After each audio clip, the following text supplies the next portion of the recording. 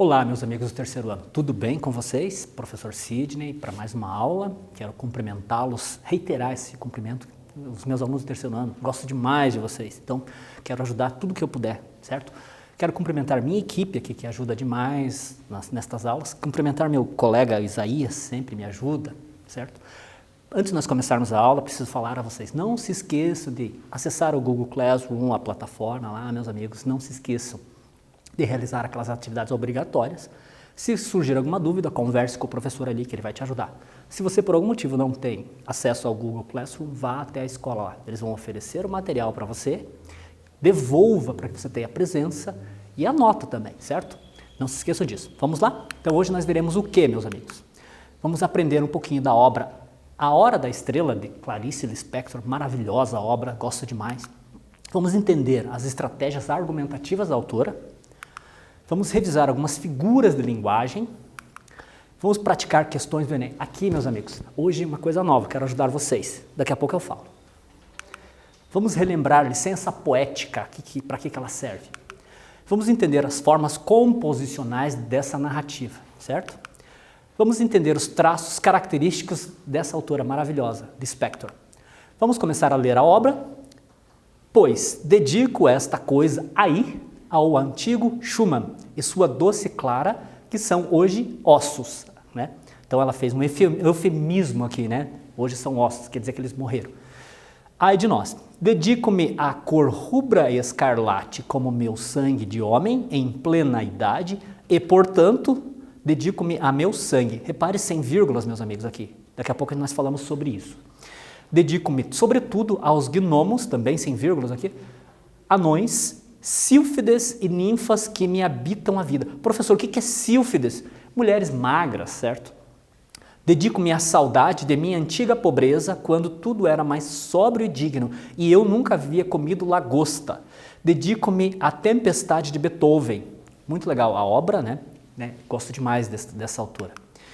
Vamos para a atividade 1, vamos começar a entender os elementos, como que esse início, o que ela colocou nesse início. No trecho, pois dedico esta coisa aí, olha só, ela colocamos como coisa ao texto dela, ao antigo Schumann e sua doce Clara, que são hoje ossos, ai de nós. Dedico-me à cor rubra e escarlate como meu sangue de homem, em plena idade e, portanto, dedico-me a meu sangue. Então, a autora estabelece e apresenta um narrador fictício, Rodrigo S.M. Por que a autora usa esse recurso poético, meus amigos? Ela se transformou num homem para escrever. Eu quero que vocês me respondam e daqui a pouco eu volto para corrigir.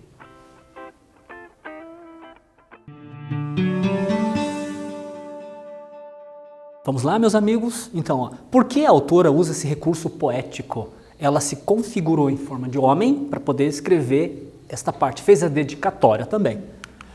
É possível entender que Clarice Lispector usa essa estratégia porque queria ser mais incisiva e menos sentimental na figura de um homem.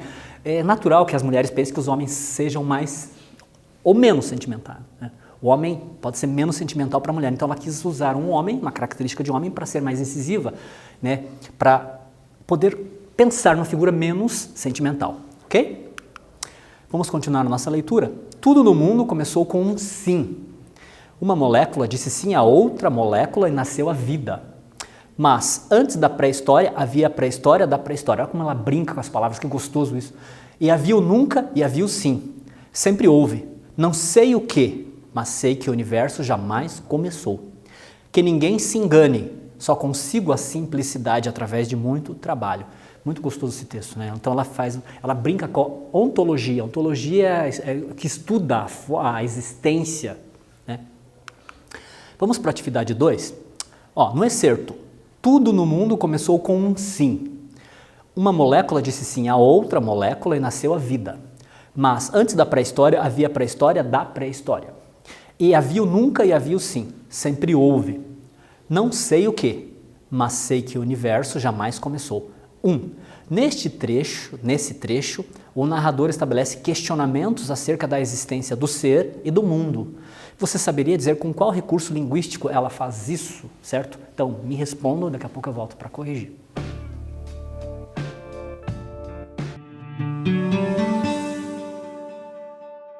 Vamos lá, meus queridos amigos? Então, ela usa nesse trecho, ela estabelece questionamentos, né, acerca da existência, do ser e do mundo, ontologia, né? Você saberia dizer com qual recurso ela faz isso? Reparemos, meus amigos, ó, todo mundo começou com um sim. Dela, molécula diz sim a outra, mas eu quero voltar aqui, ó. Havia pré-história da pré-história, havia o nunca e havia o sim. Sempre houve, opa, ela está dizendo que houve alguma coisa. Não sei o que, mas sei que o universo jamais começou.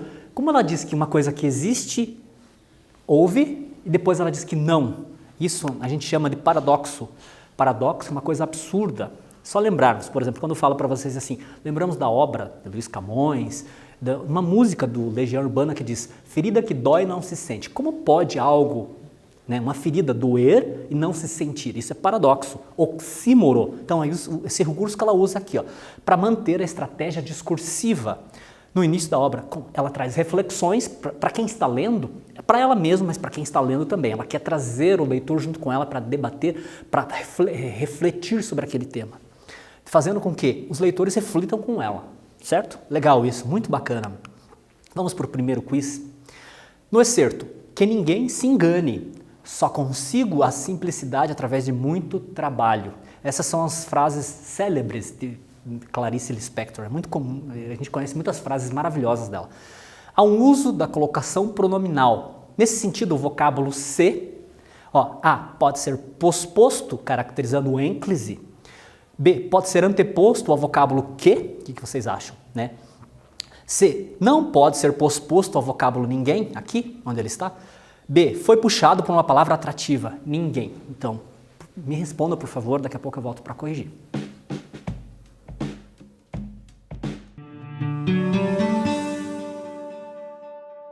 Vamos lá, meus amigos? Então, no excerto quer dizer trecho, tá?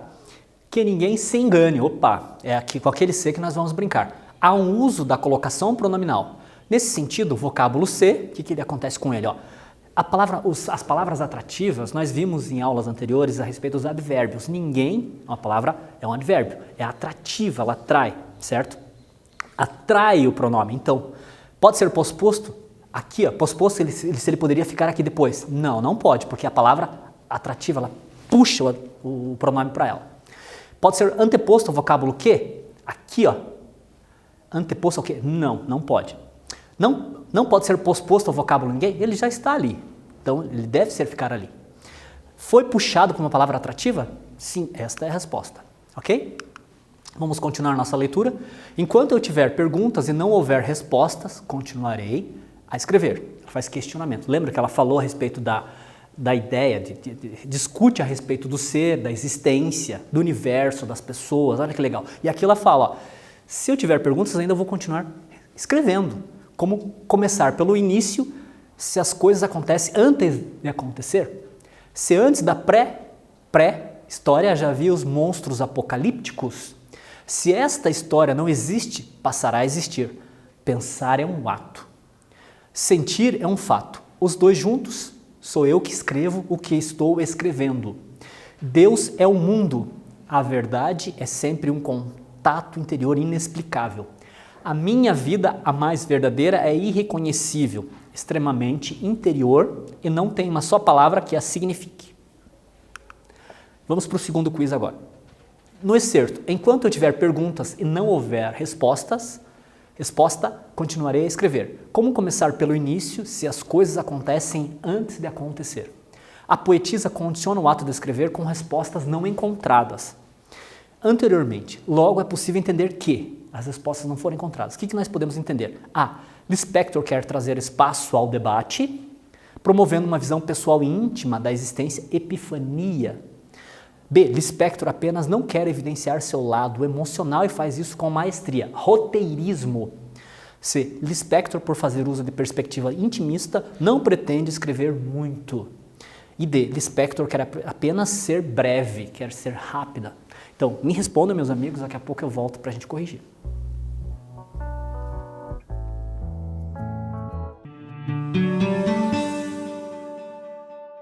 Vamos lá, meus queridos amigos. Então, vejamos.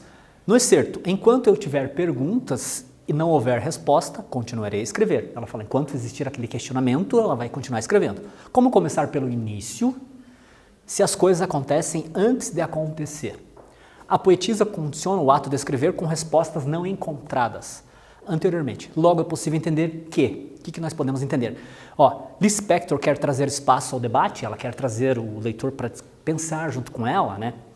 Promovendo uma visão pessoal e íntima da existência, epifania. B. Lispector apenas não quer evidenciar seu lado emocional e faz isso com maestria. Roteirismo. Roteirismo é aquela coisa, mostrar uma história, um roteiro, um segmento, assim. Lispector, por fazer uso de perspectiva intimista, não pretende escrever muito. E D. Lispector quer apenas ser breve. O que vocês acham, meus amigos? Tudo que nós já entendemos, o que ela quer fazer, meus amigos? Ela quer trazer espaço ao debate, promover uma visão pessoal e íntima da existência dela. Ela se configurou em forma de homem, certo? Para poder transportar isso para o leitor, dizer como que ela é, como que é o íntimo dela. Ela gosta muito de fazer isso. Lembre-se de que Clarice Lispector é muito introspectiva, então ela gostava de fazer isso através da epifania, certo? Vamos conceituar o que é epifania? O que é epifania, meus amigos? É aquele sentimento que o autor tem e ele quer passar para o leitor, né? É muito bacana isso, Na literatura, epifania é uma maneira, na narrativa, de apresentar um conceito, uma sensação que somente faria sentido ao autor. Para o poeta, para ela, né, é produzir um texto que transmita um entendimento de ideias que este sente. Este quem? Ela, o poeta. Seu leitor compreender a epifania. Sumariamente, consiste em tornar inteligível, quer dizer, compreensível ao leitor aquilo que só o escritor compreende. Que legal isso, ela usava muito isso. Aliás, pode ser questão de prova para vocês, certo? Vamos para a atividade 3 agora? No excerto. Enquanto eu tiver perguntas e não houver resposta, continuarei a escrever. Como começar pelo início, se as coisas acontecem antes de acontecer? Se antes da pré-história já havia os monstros apocalípticos, se esta história não existe, passará a existir. Pensar é um ato. Infere-se que, 1. Na literatura há licença poética. Nós havíamos falado lá no início da aula nossa a respeito da licença poética. Esse trecho traz traços dela. Eu quero que vocês me apontem, por favor. Então me respondam, que daqui a pouco eu volto a corrigir.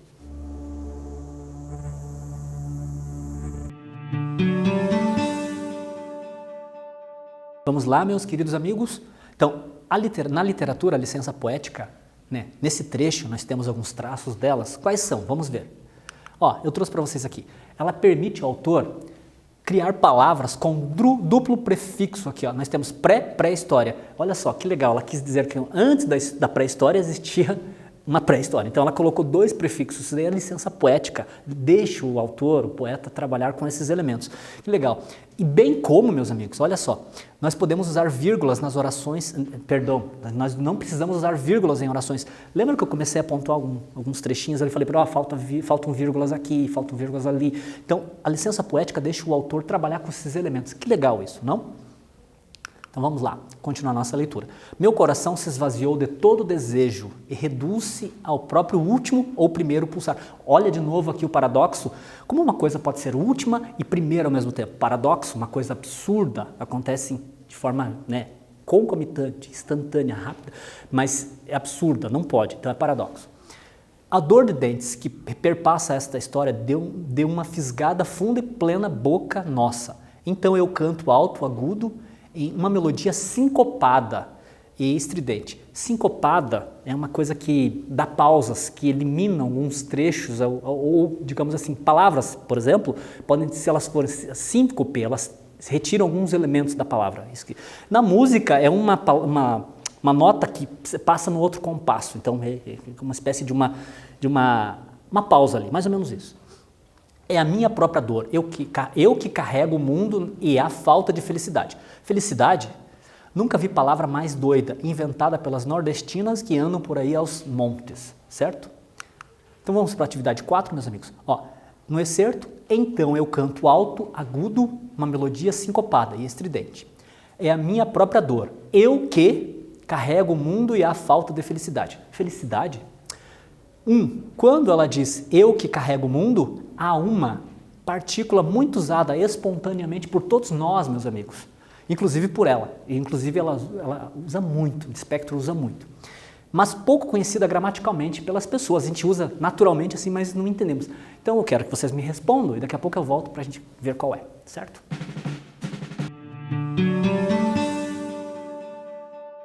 Vamos lá, meus amigos? Então, qual que é essa partícula muito usada por nós todos? Olha aqui, meus amigos, eu que carrego o mundo. Ela poderia ter escrito assim, eu carrego o mundo, poderia? Essa partícula a chama de partícula expletiva. Em aulas anteriores nós falamos dos advérbios. Lembram-se da norma gramatical brasileira que classificou esses advérbios de realce em palavras denotativas? Lembram? Partícula de realce é que. Ela é completamente dispensável aqui. Então, eu carrego o mundo, ou poderia falar, eu que carrego o mundo. Poderia dizer assim para vocês, eu que ministro a aula. Ou poderia dizer para vocês, eu ministro a aula. Essa partícula chamada partícula expletiva, meus amigos, ela é dispensável. Nós usamos o tempo todo e ela é uma coisa, mas ela serve para dar ênfase a alguma coisa. Eu que devo fazer isso. Olha que legal. Mas lembre-se, ela é dispensável. Então, trata-se de partícula expletiva que atualmente se apresenta em muitos discursos, sejam eles escritos ou orais. Essa partícula é usada para enfatizar, por isso que ela é muito útil aqui no texto, mas pode ser descartada sem prejuízo algum. Vamos continuar nossa leitura. Como eu irei dizer agora, esta história será o resultado de uma visão gradual. Há 2 anos e meio venho aos poucos descobrindo os porquês. Olha, substantivado, inclusive com um acento, lembrem-se disso.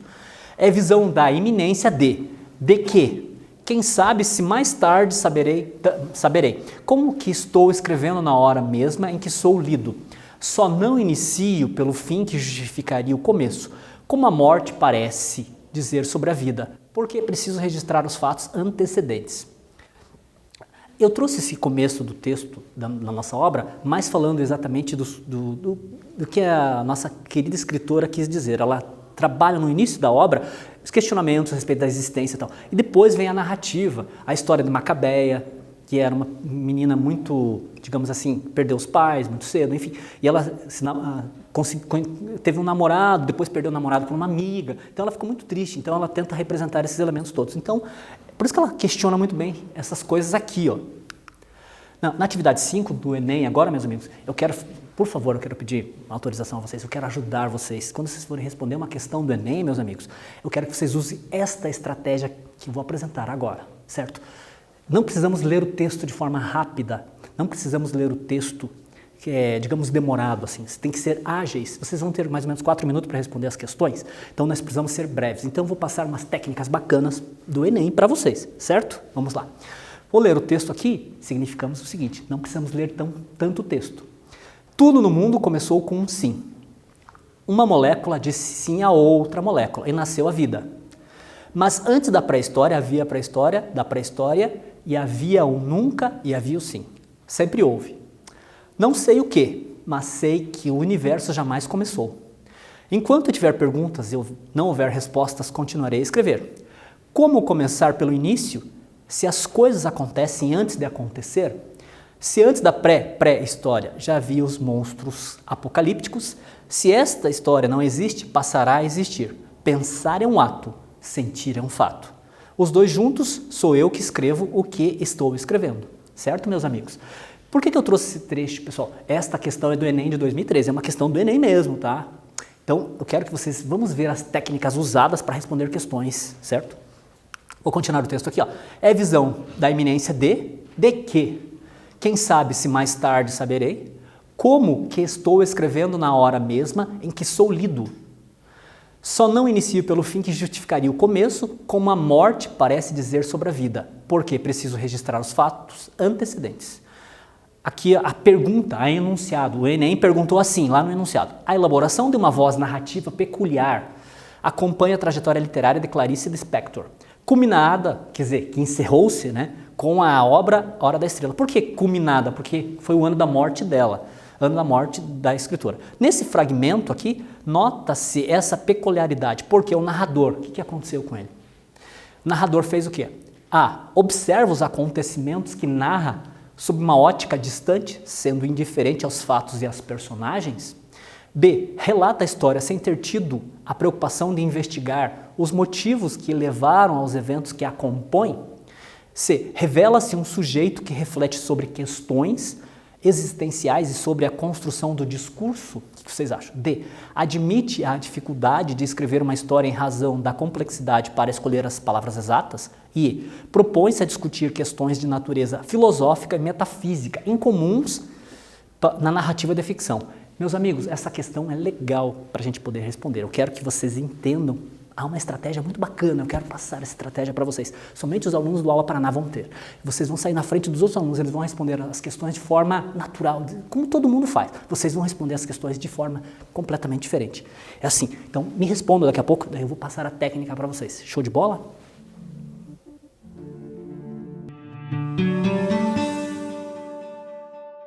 Meus amigos, conseguiram? Vamos lá. Amigos, aqui eu quero passar uma técnica bacana para vocês. Vocês vão responder desta maneira. Não respondem iguais aos outros, como todo mundo vai fazer. Vocês vão fazer diferente. Olha só. A. Observa os acontecimentos que narra sob uma ótica distante, sendo indiferente aos fatos e às personagens. O que vocês acham? B. Relata a história sem ter tido a preocupação de investigar os motivos que levaram aos eventos que a compõem. C. Revela-se um sujeito que reflete sobre questões existenciais e sobre a construção do discurso. D. Admite a dificuldade de escrever uma história em razão da complexidade para escolher as palavras exatas. E. E. Propõe-se a discutir questões de natureza filosófica e metafísica, incomuns na narrativa de ficção. Meus amigos, vocês vão fazer o seguinte, olha só. Observa os acontecimentos que narram sobre uma ótica distante, sendo indiferente aos fatos e às personagens. B. Relata a história sem ter tido preocupação de investigar os motivos que levaram os eventos que a compõem. Meus amigos, olha, ser indiferente e não ter preocupação não são a mesma coisa? Então ela parafraseou. O Enem parafraseou aqui, ó. O que aconteceu? São palavras escritas, são assertivas exatamente iguais. Então, se essa estiver correta, vocês não concordam que essa também estaria? Não podemos ter duas assertivas corretas. Então, se eu anulo esta também tem que ser anulada. Olha como é legal, não preciso voltar ao texto, meus amigos. É assim que vocês devem fazer. Vamos para E, depois eu volto para cá. Propõe-se a discutir as questões de natureza filosófica e metafísica, incomuns na narrativa de ficção. Incomuns na narrativa de ficção? Narrativa de ficção eu posso tudo, meus amigos. Eu posso brincar com a metafísica, posso brincar com filosofia. Então, essa assertiva também eu já elimino de cara, sem precisar voltar ao texto. Temos duas aqui. De tudo que nós lemos, ela falou bastante de existência, epifania, certo? Então, qual que é delas? Revela-se um sujeito que reflete sobre questões existenciais e sobre a construção do discurso. Admite a dificuldade de escrever uma história em razão da complexidade para escolher as palavras. Ela nunca falou isso no texto. Então, a única assertiva correta é esta, meus amigos. Que legal, não é assim? Assim que vocês devem fazer. Show de bola? Coisa nova para vocês, hein, professor? Vou ajudar vocês. Vamos, escrevo neste instante com algum prévio pudor por vos estar invadindo com tal narrativa tão exterior e explícita, de onde, no entanto, até sangue arfante de tão vivo de vida, poderá, quem sabe, escorrer e logo se coagular em cubos de gelé trêmula. Será essa história um dia meu coágulo? Que, sei eu, se há veracidade nela, é claro que a história é verdadeira, embora inventada. Que cada um a reconheça em si mesmo, porque todos nós somos um, e quem não tem pobreza de dinheiro, tem pobreza de espírito ou saudade, por lhe faltar coisa mais preciosa que ouro. Existe a quem falte o delicado essencial. Aqui é o fim da história, quando Macabeia falece, por isso a hora da estrela, né? Ela morre ali, todos observam e ela se torna uma estrela. Vamos para o terceiro quiz. No excerto, uma pessoa grávida de futuro, se ela não era mais ela mesma, isso significa uma perda que valia por um ganho. Há figuras de linguagem com o fim de descrever o que passava Macabeia no final da obra. Então eu peço que vocês me respondam e daqui a pouco eu volto e leio as assertivas e corrijo, certo?